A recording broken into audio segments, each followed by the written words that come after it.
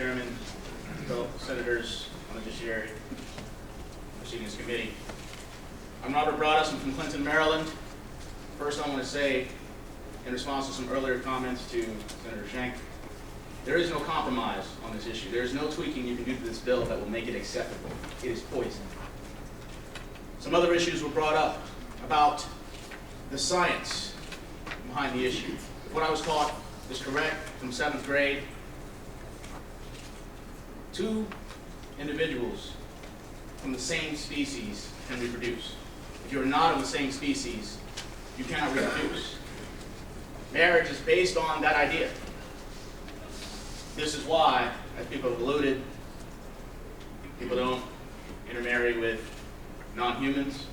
But also, if you pass this bill, you will set the groundwork that one day when artificial intelligence is that advanced, we will be considering whether or not people can marry their androids.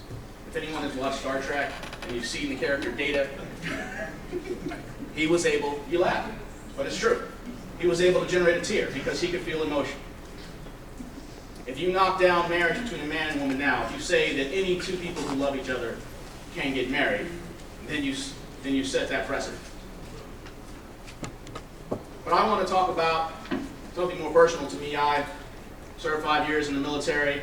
When I joined the military, I went to the school over here in Annapolis. I was issued this book, the Bible. Now, the prevailing notion is that this would be wrong to do because government can't be involved with religious issues. God doesn't have a place in government. I say it does. Will you take that cross out of the flag? Will you take those 5-pointed stars, which represent the 5 wounds of Christ, out of the American flag? Or the blood that represents the blood of those who have fallen for the stripes? Will you take the trident, which represents Poseidon for sea power? Will you eradicate every possible symbol of religious heritage just so that you can make a secular state? Will you knock down the obelisk called the Washington Monument? I don't think so. You're creating a terrible double standard.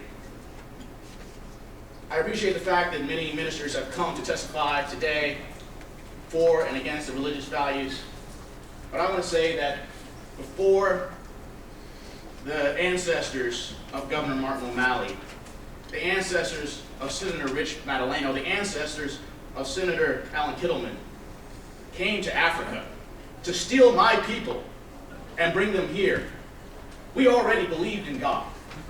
Here's a sign.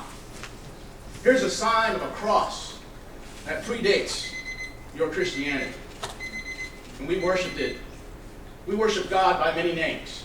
Maybe Allah, maybe Ahura Mazda, maybe Amun Ra, maybe Naboda Maka, or Nzambi.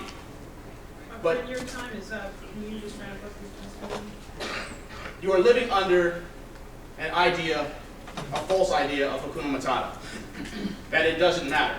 But I say that you have forgotten your heritage, that you are more than what you have become. Those of you who believe that we should cast aside God, you must take your place in the circle of life. Thank you. Thank you very much for your testimony. Moving on to Alan Stanislawski. Once.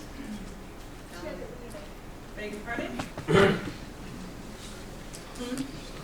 Okay, knowing that Ellen had to leave, let's just move on to Pastor David Whitney.